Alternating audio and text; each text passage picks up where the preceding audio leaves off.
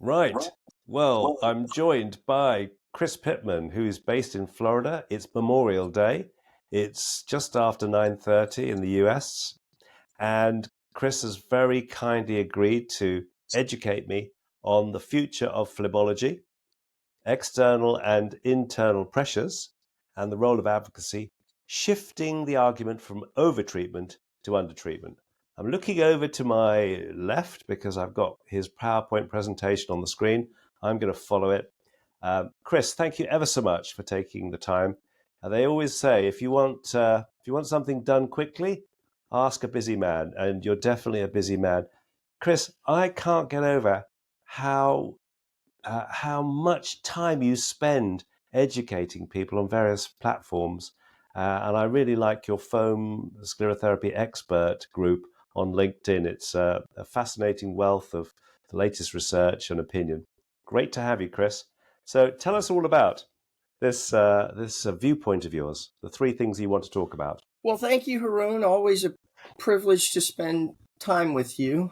And your videos are some of the most watched in the world for vein care, so I'm not going to pass up an opportunity to be interviewed by you. Some of the most lucid interviews and videos I've ever seen. So, look, my passion comes from the millions of unaware Americans who suffer from vein disease that they and their doctors don't know about. So that literally fuels everything that I do, because it's my responsibility to change that. So everything I do is with intent, and it's with the intent to eliminate that suffering that any vein care practitioner would attest to, spending a day in their office and seeing the kinds of patients who have been to 3 or 4 doctors, or they've never had any answers, and they're suffering. And vein disease can limit not just careers, but life. It can be a life-limiting thing.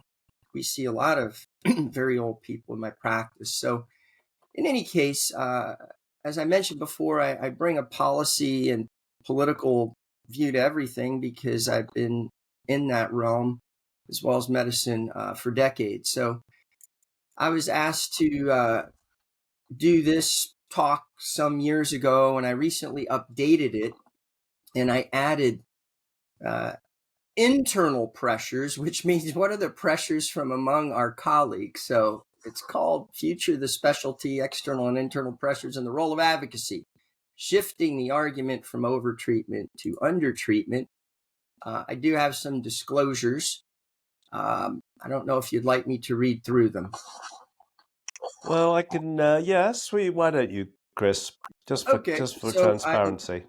I'm managing director of Health Performance Specialists, which is the largest independent network of vein physicians in the United States. It's a managed services organization. I don't own these practices, but we help them with operational and clinical help. I'm president of the Trans-American Sclerotherapy Institute, which is a not-for-profit dedicated to the patient benefits of sclerotherapy and the education of sclerotherapists. I'm an advisor for SARC-Med IQ, which is a PACS, or picture archiving, communication, and storage image storage system. Advisor for Axiom Health Management, which is a large in-home lymphedema treatment company. Consultant for Athena Health, which is one of the top tier electronic medical records in the United States, and advisor for a couple of health information technology startups, Automated Clinical Guidelines, and Appley Health. So what is the future of our specialty? The future of the specialty is bright. Superficial venous disease lifetime risk is 3 out of 4 of us, or 75%. To put that into perspective, vision correction with contact lenses or glasses is about 64%. Are phlebologists as common as eye physicians, optometrists, and eyeglass stores? I think not. So consumer demand is increasing. The vein care genie is out of the bottle. It's not going back in, whether the government pays for it or patients pay for cash. it's here to stay. And we're barely on the steep of the curve. Superficial venous insufficiency is a $500 billion business in the United States alone. And we've barely touched any of it. There's lots of patients who are suffering. And that's primarily because our physician colleagues think it's a cash and cosmetic situation. And that's completely wrong, as we all know. It's medical and insurance, or should be. Most of our patients should be referred by physicians, but they're mostly self-referred. The future of medicine, at least in our country, with few exceptions, is volume, efficiency, outcomes, Haroon. Hopefully not in that order. Hopefully not in that order. But you really need to do volume, be efficient, have good outcomes. At least in our country, the veil on healthcare cost and value is being torn off. That is pretty apparent these days. Payers and the government can really see your quality and your payment if you're a good and efficient and low-cost physician. And of course, patient experience matters. Align, consolidate, change, or die. That's a dictum. Charles Darwin. Yeah, super subspecialization is actually growing in our country. Winners distribute care faster, cheaper, and better. You may be familiar with the business dictum: faster, cheaper, better. Haroon, pick two. Yeah. Okay, can't Yeah. do all Yeah. three, but you hopefully do two. But the big box store analogy is very common in the United States, where there's large hardware stores, or just very focused distribution. And I think vein care is headed that way. It's going to, right now it's pretty much boutique, but you're going to have to deliver it at scale, and especially to reach all the patients who aren't getting our care. So that's my context. How do we get care to the patients who need it fastest? It's not going to be little one doc shops. So telemedicine or virtual health is a disruptive trend in medicine. It's not going to replace everything, but it is something that we all need to embrace, similar to AI. Patient-reported outcomes, not technical outcomes, have been the focus for quite some time. There's unfortunately plenty of lip service among academia when it comes to patient-reported outcomes. We're told how important they are, but very few of the industry-sponsored research is focused on patient-reported outcomes. So that's unfortunate. What are the external pressures? Well, in our country, predictable yearly payer payment reduction. We've been getting paid less to do what we do as physicians every year for 40 plus years. I laugh at my colleagues, who get all upset because they took another cut. And I'm like, where have you been for 30 years? This happens every year. What are you going to do to respond to it? How are you going to change? What are you going to do differently? Because your reimbursement's going down next year. So what does that do? Dabblers disappear because there's plenty of folks that get into anything in medicine, and certainly vein care, because the payment's good.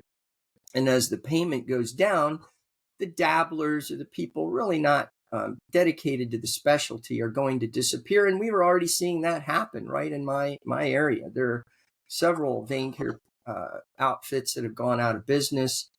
And we're going to be here no matter how low payment goes, because we're dedicated to the space. But that's just how things evolve over time. In our country, anyway, payers are limiting patient access to care through narrow networks. They want to control their physicians and really kind of what's the term? Ration care, right? They really want to do that, and that's been coming for 15 years. I tell physicians, the music's going to stop. You're going to wake up one morning and you're going to have no patients to take care of, because they're all part of a narrow network owned basically by payers or insurance companies. In our country, There is a shift from fee for service to fee for value. It's slow and incremental because the legacy payers and hospital systems like fee for service. They're making money hand over fist on fee for service. They'll get to fee for value, when they have to. And fee for value is gain sharing. It's when you basically make a request for proposal, and I'll take care of 10,000 patients for X number of dollars over the next year, and you get paid a set fee. That's basically what fee for value is, and it's a large part of American healthcare, but there's still gross profiteering going on in the fee for service sector. I like to say, Haroon, that everybody gets rich in American healthcare except those who directly provide it, which is just the God's honest truth. So external pressures, there's perceived overuse, not only among payers, but also our colleagues. And I will demonstrate later that this is basically stinking thinking, and many people are suffering, and it's costing the healthcare system a lot of money. There's a campaign in the United States out of Johns Hopkins University called Improving Wisely. And the American Vein and Lymphatic Society took part in this some years ago. And basically, we benchmark physicians against all the other physicians doing say thermal ablations in the country, and we look at the outliers. There'll be more about that a little bit later. But there's actual underuse of venous treatment in our country. It's a public health issue. We've proven in both retrospective and now prospective analyses, single center in my office, soon to be published in phlebology, that ankle edema affects 3 out of 4 people aged 20 to 100 who walk through my doors. So clearly ankle edema is epidemic in the United States, and I would assert that is because venous disease is epidemic in the United States. It's just under-recognized. Night cramps affect about 60% of us.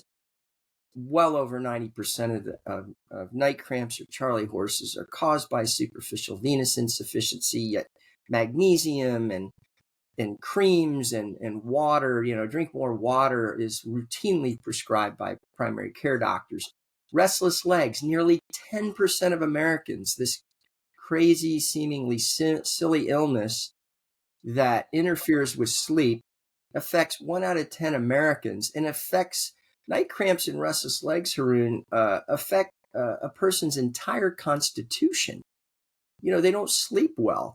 And when you help patients with this in a silly vein practice, they sleep better, they have more energy, more well-being, they're able to move and exercise more, they lose weight in many cases. It's a life-changing treatment for these patients. Yet, there are very few primary cares who appreciate this. Venous leg ulcers, leading cause of venous leg ulcers, far and away are venous, not arterial, and affect 2% of the Medicare population over age 65. Most wound care physicians will tell you that 7 or 8 out of 10 of the leg ulcer patients they deal with every day in the wound care center are venous etiology. So are venous medicine leaders complacent, unknowingly complicit? Should SVI be a public health emergency? Well, let's switch to internal pressures. I've alleged this, and I do say some things. I exaggerate slightly, but not a lot, to be provocative and make people think, but we have met the enemy and they are us. Why is that? There's a drumbeat of overuse by colleagues when the facts actually indicate underuse, as I've just touched on. Venous and lymphatic medicine experts all around the world are not engaged on bending the cost curve for patient and payer stakeholders, and they're not engaged on expanding access to care. They're engaged in going to each other's meetings, talking about the same thing, educating themselves over and over about the same things, And in my opinion, it's misguided. We know that SVI affects a lot of people. We know that treatments work, whether they're surgery, foam, or thermal, and yet we argue about it over these silly, meaningless things, while millions of patients worldwide suffer while we dilly and dither over these things. There's little education outreach to physicians, payers, and patients are the effects of venous and lymphatic disease on health and wellness, and silence perpetuates injustice. We are inappropriately focused on each other and battling each other, and it's just, to me, just silly. Doctors are cruel and unusual to each other. We can't find two of us who'll agree to anything. And we're incorrigible with each other. Let's look outward. Let's educate payers in the public, and let's help patients, and quit doing the bidding of billion-dollar device companies and filling journal articles with industry-sponsored articles that are really meant to sell devices and not broaden the scope and impact of what we do every day to the millions who suffer. We really have our heads in the sand, Haroon. So this is a global and national call to action as far as I'm concerned. Are we really our own worst enemy? Well, physicians don't control our narrative well. So payers, government, and other adversaries do it for us and our patients. We all decry criteria and government criteria. Oh, look at this article that they chose to look at, and it's a terrible article, and so on and so forth. Well, I'll get to that in a moment. Physicians are fiercely independent. We can't find two or three of us who'll agree to anything. And I know this because I've been involved in politics forever. And when you can't find agreement, by God, you can be divided and conquered. And our physicians being divided and conquered, you better believe it. Confirmation bias. This is our favorite thing, Haroon. People experience genuine pleasure, a rush of dopamine, when we process information that supports our beliefs. It's human nature. Are we too focused on educating each other instead of other stakeholders? Everybody can reach their own decisions. We blame payers and the government, yet physicians control data creation, Haroon. We control it. Do payers publish articles in journals? Do hospital systems? No. Our physicians do, and many of our so-called luminary vein physicians. And many of these studies are sponsored by industry and really not focused on patients. I found that a lot of physicians, and I probably won't be able to define what I mean in the time that I have, think that what they're doing is beneficial to patients, where it's actually beneficial to them, and they construe it as being beneficial to their patients. So there's peer-reviewed journal articles. Most are industry-sponsored. The research quality is poor. Are we filling profit-driven journals? There are, I believe, 3,000 medical journals. They must be filled, Haroon. I'm a reviewer for one of them. Some of this so-called research is drivel. It really is. But we've got to fill these journals. We've got to make money. In fact, most journals, several of which you are very familiar with, now request you to pay money to publish your peer-reviewed journal article. Were you aware of that, Haroon? No, I didn't know that. Yes, sir. They will go unmentioned. I'll tell you offline. But yes, you have to pay now for peer-reviewed journal articles. Is zebra herd mentality handicapping the advancement of our specialty? I will talk a little more about that later. We have guidelines, recommendations, position statements, consensus, and few trials. Okay. And then let me digress for a moment. We had an amazing trial by Davies and Maj Goel out of your country. New England Journal of Medicine, May 2018. The Everett trial. They did the heavy lifting. They did the randomized controlled clinical trial showing beyond a shadow of a doubt that wound care patients sent to a vein physicians, the wounds would heal faster and more durably. But I can tell you, no one in my country in the last 6 years has seen more wound care patients. Why is that? We finally did what we needed to do, Haroon. Well, it's political. It's a financial issue because wound care centers hate me because I heal wounds and get rid of their annuities. The wounds don't come back, and they fail. These profit-driven centers fail to make money. Wound care doctors love me because I heal wounds.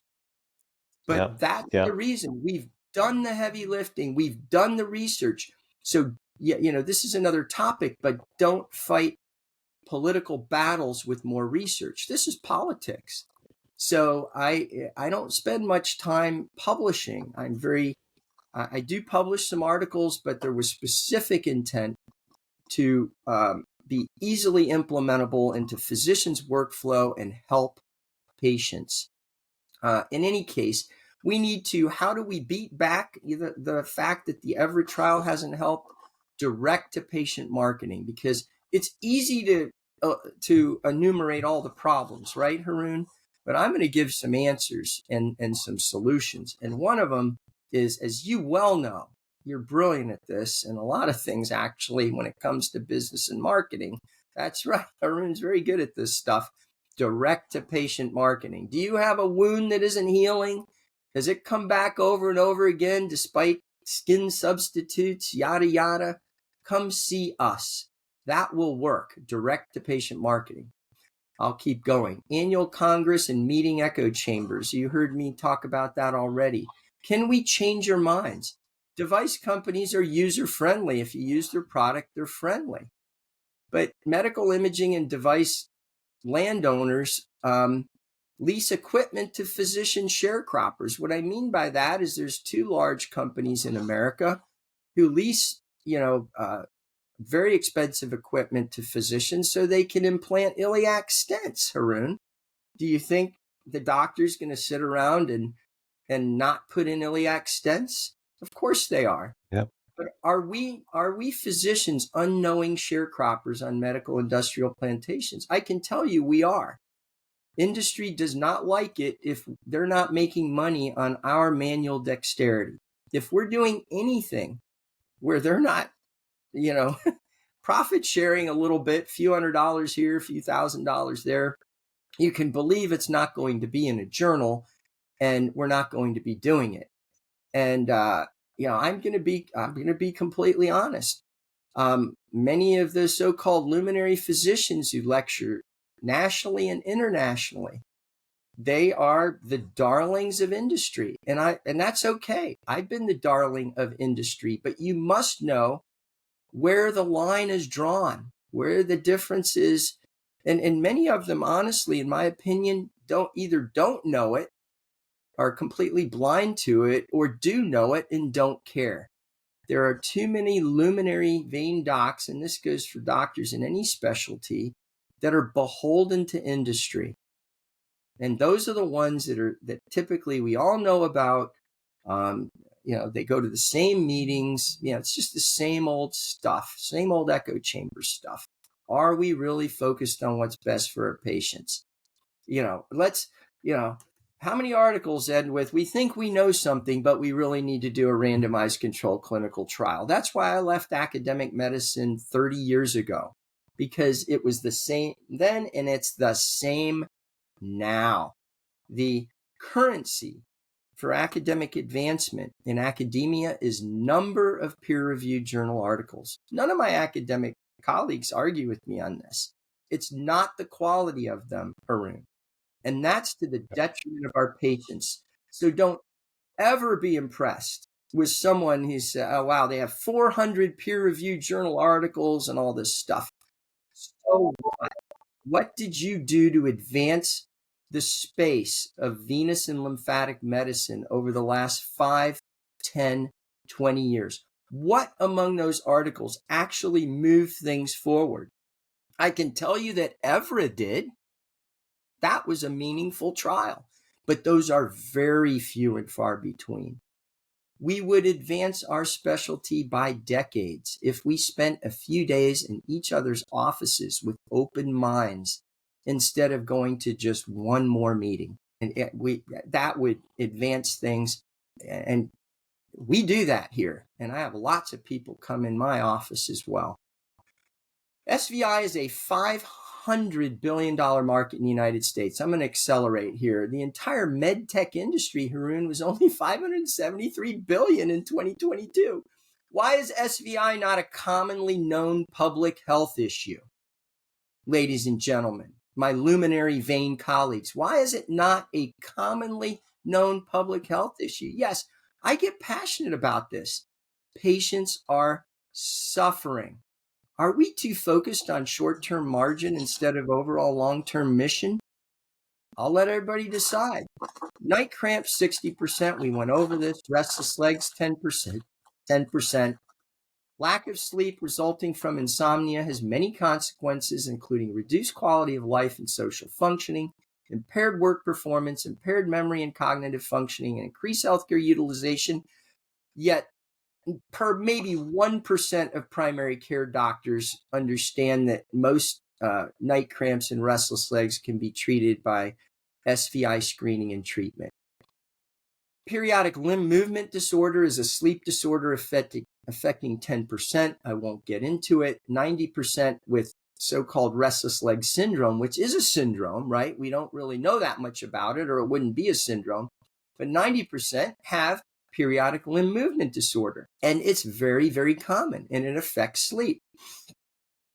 So I'm going to switch over to the role of advocacy. What is advocacy?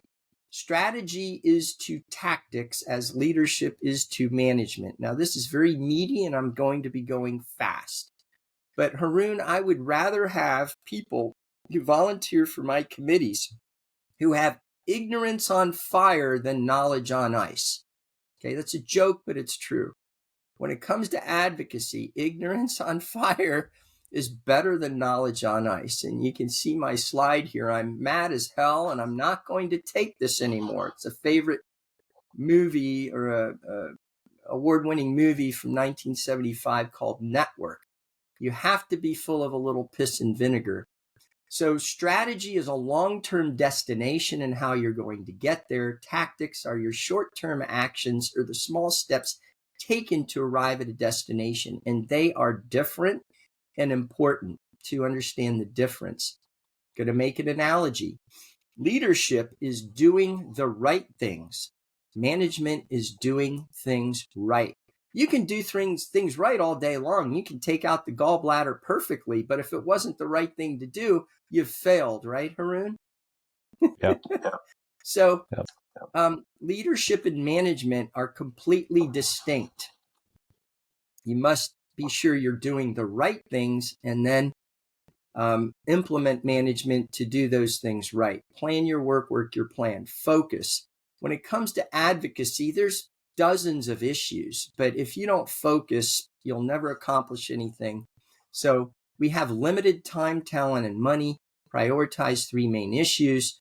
And one of my favorite quotes, Haroon, politics is the only sport where the spectator always loses. If you're not at the table, you're on the menu. A lot of people complain, but they really don't do anything about things. You know, they're happy to complain. It's a human condition. It's human nature. But get off your butt and go do something. Get in the game. Only sport where the spectator always loses. I love when people say, oh, I'm not involved in politics, Haroon. Oh, you know, I don't want anything to do with that. And I'm like, are you married? Do you have kids? Anywhere 2 people are gathered, there's politics. I can prove it really quickly. Where are we going on vacation? How would you like to decorate the dining room? What restaurant are we going to? It's always a negotiation, right, Haroon? Absolutely. Don't tell me you're not involved in politics. We're involved in politics every time we encounter another human being. So this is just an example of American Vein and Lymphatic Society priorities that we came up with at a whiteboard at an annual Congress meeting 5+ years ago. What I'd like to point out here, these are roughly in the order of importance. So we went through, it took us about 45 minutes to do, but we had everybody on our advocacy committee put up their top 3 concerns, and then we ranked them. And you can see that there's a number of different concerns: improving our voice on payment, recognition of our specialty by the medical society, medical boards, etc.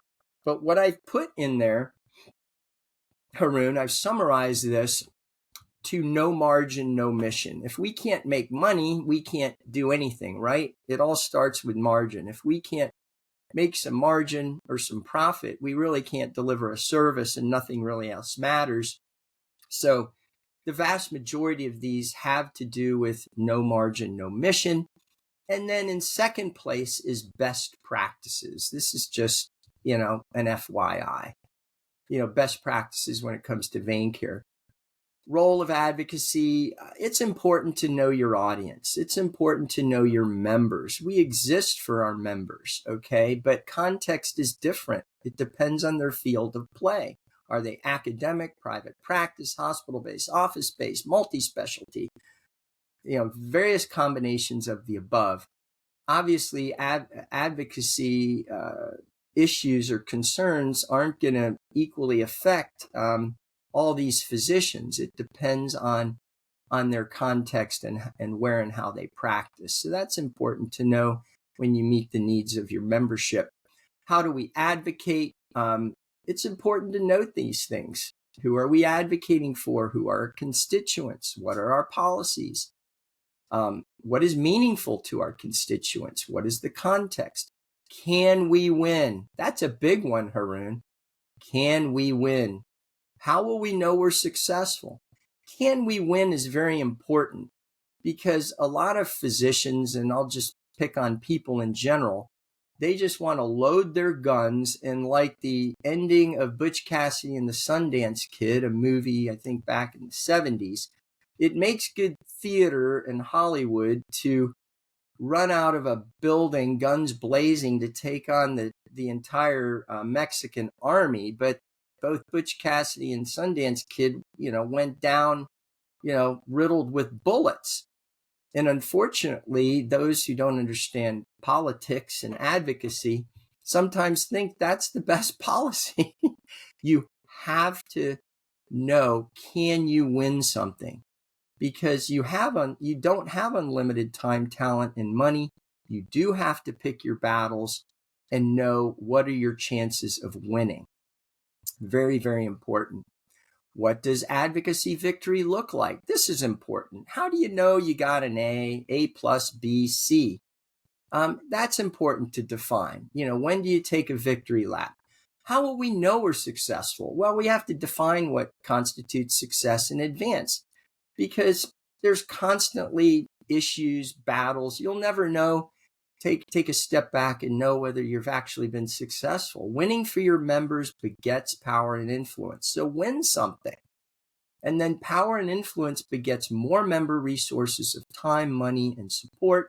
And more member resources begets more power and influence. Power begets power. That's how you grow a large, meaningful, impactful organization, be it in business or in politics.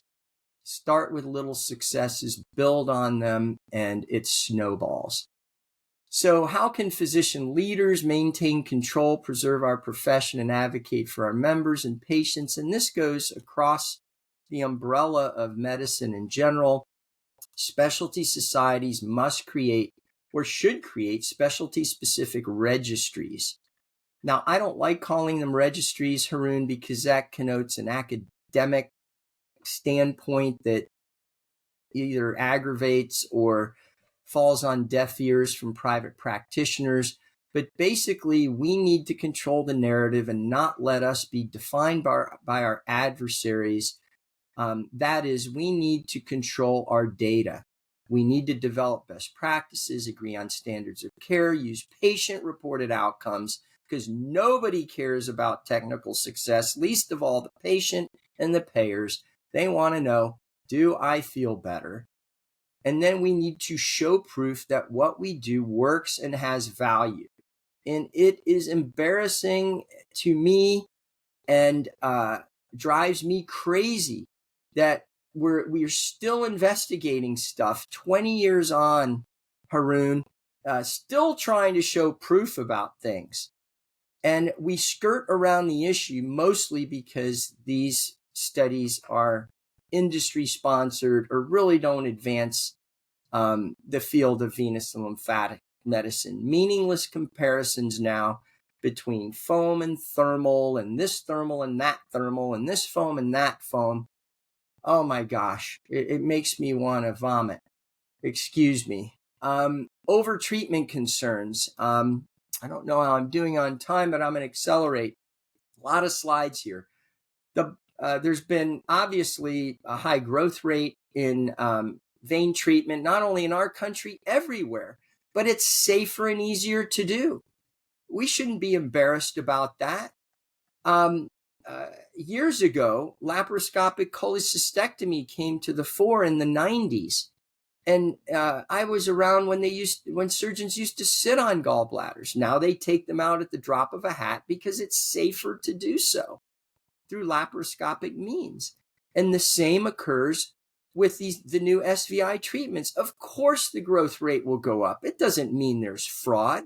It means I actually marvel at all the patients today, Haroon, in 2024, who would have never gotten venous medicine care, SVI care, 25 years ago when surgery was the only option. Because if you didn't have a bunch of bulging varicose veins, you were never going to be taken to theater or surgery for your varicose vein surgery. But we both know that many patients, half of them, don't develop large bulging varicose veins. Those patients suffered for generations, I suppose, before the year 2000, 2005. So we shouldn't be embarrassed that the growth rate of minimally invasive vein procedures is growing. Of course it is. So, but the payer perception is, they're doing too much. It's cosmetic and everything. Is it their fault? Is it the payer's fault? No, I don't think it is. I don't think we've done a good enough job at defining how pervasive SVI affects patients. We haven't done a good enough job. We're busy over in the corner arguing about whether our treatments are 1% better than the next guy's.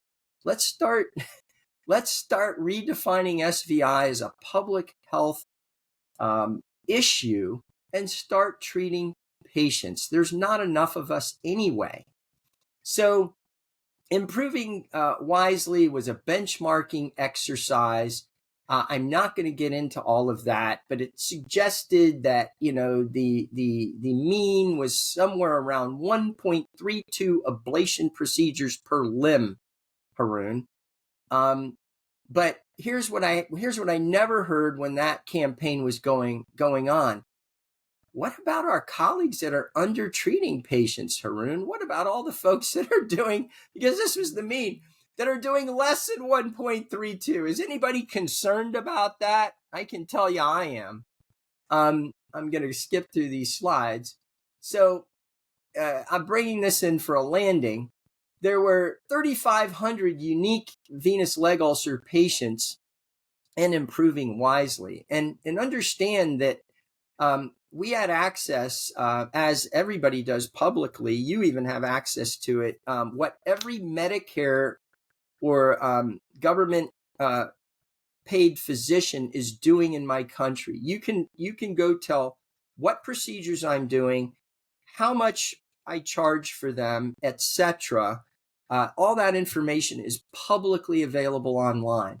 And so we found that all 600 VLU patients or venous leg ulcer patients were in improving wisely. They were treated by 141 physicians, and the intervention rate, Haroon, on these venous leg ulcer patients was only 32%. Okay, let's do the math. So let's do the math. The estimated number of Medicare beneficiaries in 2019 was 44 million. Those with an estimated vein disorder is nearly 20 million. The estimated number of venous leg ulcer patients in America today is approximately 500,000, 500,000 right now. Yet, only 3,600 patients received thermal ablation in Improving Wisely. Again, this math, I'll go through it. 11,000 patients entered an outpatient vein practice in 2017, but only 32% received an ablation. Only 11,000 patients out of 500,000 were appropriately referred in 2017. So only 2.2% of eligible venous leg ulcer patients in the United States of America were appropriately treated. I mean, a fraction. Only 0.7% of Medicare beneficiaries, those are 65 years and older, with a venous leg ulcer received an ablation in 2017. Abominable. Yet, my colleagues are happy to argue in the literature and at meetings about, again, meaningless stuff while patients suffer and cost our healthcare system billions of dollars. Venous leg ulcers is a $15 billion public and private payer burden in our country. Diabetic foot ulcers, only $9 billion because of the prevalence of venous disease. I've made my point. So the argument must shift from over to under treatment. Even if we started referring venous leg ulcer patients to American vein care physicians tomorrow, Haroon, there would not be enough of us. There's not enough vein care doctors today to even begin to care for the number of venous leg ulcer patients that exist today in our Medicare system. So venous disease patients are in fact undertreated. They're stuck in wound centers with a 40% a year recurrence risk. It's just, we need to completely shift this argument. I look here, benchmarking is, de minimis. It's a simple thing to do, but what does it really mean? Does it mean we have overutilizers? Well, of course we do, but it really wasn't that many. There were only a little over 100 overutilizers in the United States based on 2 standard deviations from the mean. But what I'm impressed with, Haroon, is all the patients on the other side of the mean. Are they getting appropriate? Because a lot of people are getting treatment. Some people are getting treatment, but is it enough? I don't think it is, because most of those patients aren't getting foam, but I digress. So beyond benchmarking, less choir preaching, more marketing, education, and outreach to non-colleague stakeholders. Stop defining qualifications and standards for vein care specialists. It's unnecessary. It's divisive. Oh, you're not good enough. Oh, you've got to be a vascular surgeon. Oh, you got to be a cardiologist or an interventional radiologist. It's all drivel. Let's start to better define how to best take care of vein patients. How about that? Why don't we focus more on that? I can't find 2, much less 3 stent experts in the world. Anybody? I'm ready, because I've made it my business to know this stuff. I can't find 2 of them who can agree on the basic principles of diagnosis, treatment, and indications for an iliac stent. Yet we're going to have another meeting next week with a bunch of people debating. Let's define it. Whose responsibility is that? If not us, who? If not now, when? If not the luminary vein doctors, then who? And if not them, when? If not them, who? And if not now, when? Patients are suffering. Worst of all, a lot of people are getting unnecessary stents that doesn't do anything. So let's support more of what we do with patient-reported outcomes, healing data, But unfortunately, simple publishing is not the entire solution. As I indicated earlier, Everett proved that. So we need to directly market to patients. So don't fight political battles with only facts, logic, and science. I kind of went over this before. Some of this is basically review. We need to use pro data, less lip service to pro data. Agree that pros have value. We need to force more expert agreement on basic vein care principles among leaders in our space, less reciprocal academic meeting attendance, more visiting each other's offices with open minds. As Ray Dalio says, if you aren't willing to change your mind, you can't learn. Publish meaningful journal articles that advance the venous and lymphatic medicine space. Build payer relationships by being an honest broker. Less preaching to the choir. Are we zebras? I'll get to that in a moment. What would happen? How can we change things? Let's go to solutions. What would happen if every member posted a video of a single patient journey every week? Just one. This patient had venous eczema. I'm giving an example. They've been going to doctors for 5 years. They finally found me and I was able to heal them. What if we all did that? It would change the world. Haroon, you're a great example of that. You produce great videos. Content is excellent. You've helped a lot of patients and probably way more than you've ever seen because of the content that you produce. Should we do a reality TV show? Well, of course, you know, I've done a couple of reality TV show pilots to basically shame, if and when we get distribution on a wider scale, to shame primary care doctors into recognizing vein disease and actually referring patients for treatment or evaluation and treatment. So we're coming in for a landing here, Haroon. Jordan Peterson. Many people recognize this world-renowned intellectual. He's brilliant, in my opinion. Professors are zebras. He's a professor of clinical psychology, or was, at the University of Toronto. Why people are afraid to stand out. We started our conversation before we went to video earlier about just this topic. Zebras are camouflaged against the herd, not the background. When you mark a zebra, they're killed quickly because the lions must identify a zebra before they can organize their hunt, because it doesn't make any sense. You know, zebras are pretty easy to see on the African veldt, but because they're hard to pick out among the predators, they're hard. You have to have an eye of the tiger and really zero in on one. But when people camouflage themselves against the herd, and I'm talking about all our colleagues and all our academic colleagues, and I include myself in that. Okay, I'm part of that academic herd, I presume. People keep their stripes on so the lions don't get them. It's an echo chamber. We don't challenge each other enough.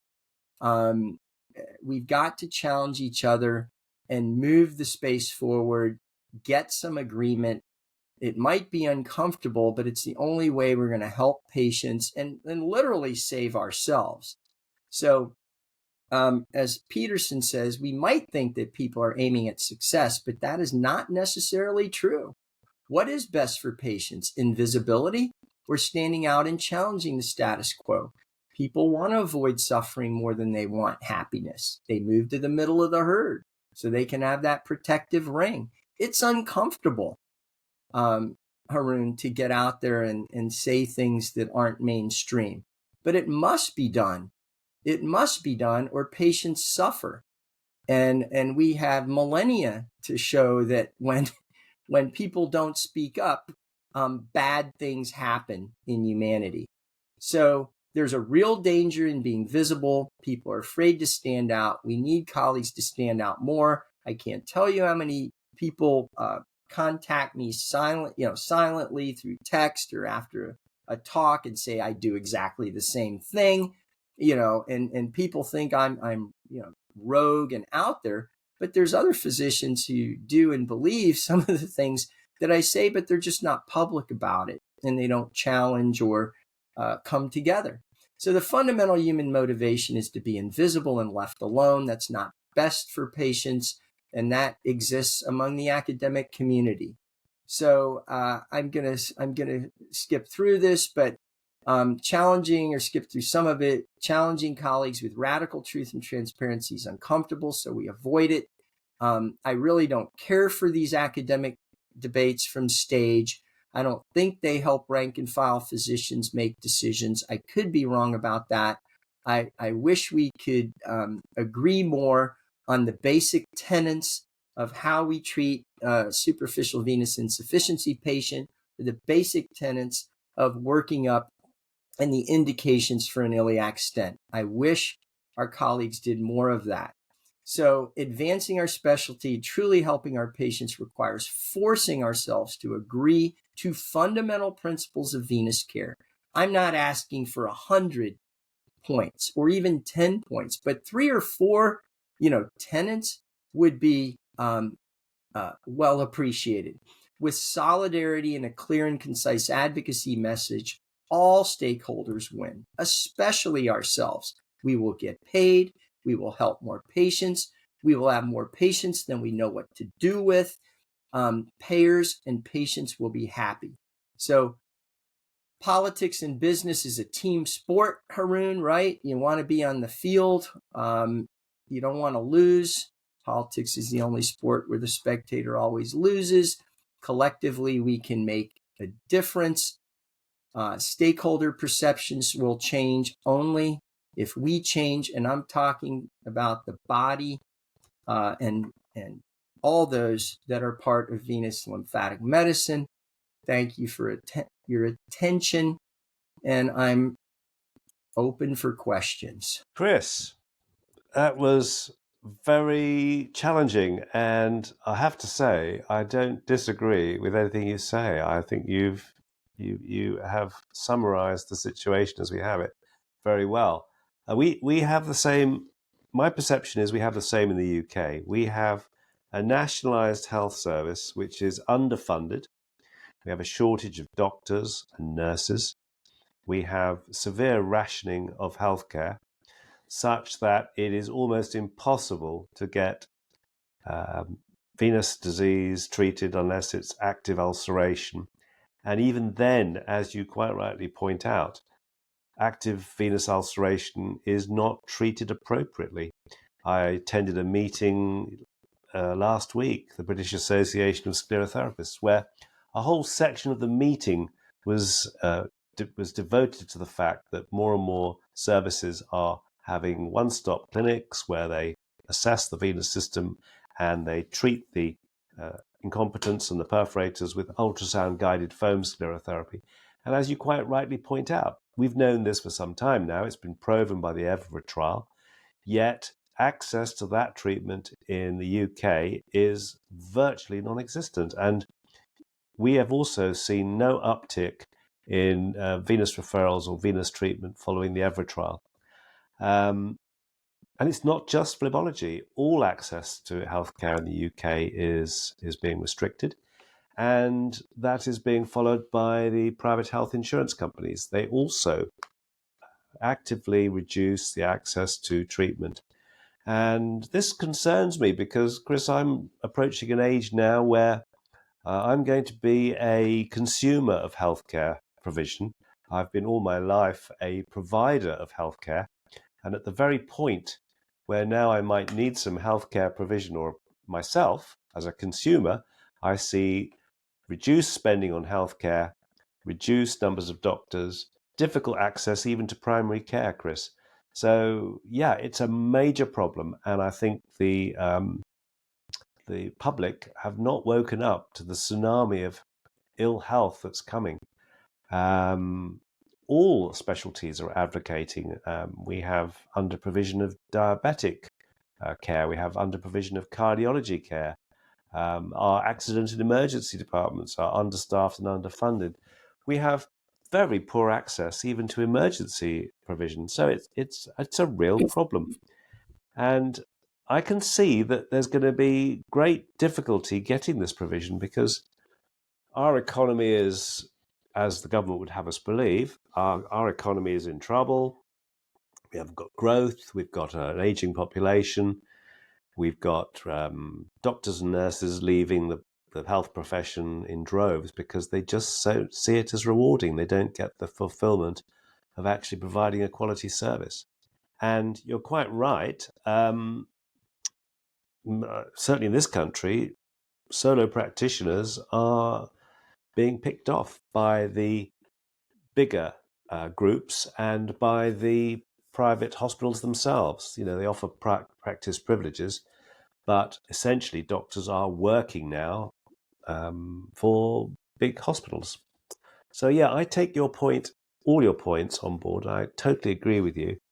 I don't have anything to argue with you. I think you're absolutely right. And I think you're an unusual advocate because I don't hear many doctors or nurses actually talking about this problem in the way that you have. I think it's been a very interesting presentation. It's certainly quite shocking. I think we should be shocked by what you've said because it is, as I say, as a person who's entering an age group where I'm going to be a consumer of healthcare, it is very concerning. Indeed. In fact, I'm a bit stunned, really. I don't quite know what to say about this, but you're absolutely right. I think when this podcast is published on YouTube, and it also appears on LinkedIn and in your foam sclerotherapy group, I think there'll be one of two responses. There'll either be stony silence because nobody wants to, as you say, be the zebra that leaves the herd and then can be picked off, or there'll be a tsunami of agreement with you. Let's see what happens. Look, the last thing you want to do, it's easy to point out problems, but there are solutions, okay? And the journey of 1,000 miles begins with the first step. Look, no doubt, things are being denied and rationed in your country and elsewhere because of overutilization and non-honest brokers in medicine. You couldn't pay me enough money to be a Medicare contractor medical director. And at the NHS does a really good job with all of this. But if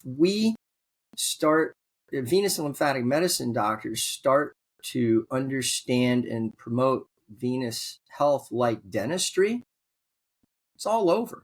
Because venous disease is like discovering dentistry last year. Okay, dental disease affects about 95%, vein about 75%, vision correction 64%. But are we out there? You know what our toothbrush and floss is in venous medicine? It's compression hose. But I digress. I'm going to stay focused here. But we need to continually hit the drumbeat that venous and lymphatic medicine is like dentistry. And we need to start to do the articles with the patient reported outcomes. It's not difficult. And show that what we do makes a difference instead of all the noise comparing technologies to benefit billion-dollar companies when we know what we do works. And so that's the solution. They're not going to, if you can prove what you do is working, there is a way to make it to be successful. And you combine that with the direct-to-patient marketing, right? If there's a grassroots among the people of England that we need vein care, and here's why we need it, it will happen. That's politics. But if the doctors are the only ones doing it, it won't happen. But you have to educate the public to become, your co-advocate. So there are solutions. It's not just okay. No, I totally agree with you, Chris. That's the rallying call, and you're doing it. You're doing it through your video. I think. So kudos. Well, thank you, Chris. That's really kind. All right. I think you should. I'm in awe of your advocacy, your energy, and enthusiasm. I know how hard you work because I know the time differences in your country when you respond to me when you're on various platforms. I get the impression, Chris, that you hardly ever sleep. So What? I think what I'm going to do is Anyways, you don't sleep. You're driven in your advocacy, and I have a lot of admiration for what you're doing, Chris. and Chris, I'm going to wrap it up there. and likewise, don't stop. Keep going. Thank you. Thank you, Chris. I'm going to wrap that up there. I'm going to say thank you very much. Enjoy. Well, I'm not sure if enjoy, but um, take the rest of the day off on Memorial Day. Thank you for spending quite a significant portion of your morning making what is, I think, a very important point. I think this is going to be a very interesting interview when it's published, and I look forward to hearing what our colleagues make of it. Once again, Chris, thank you very much. Thank you, Arun. Let's change the world. Have a good day. Indeed. All right. Take care.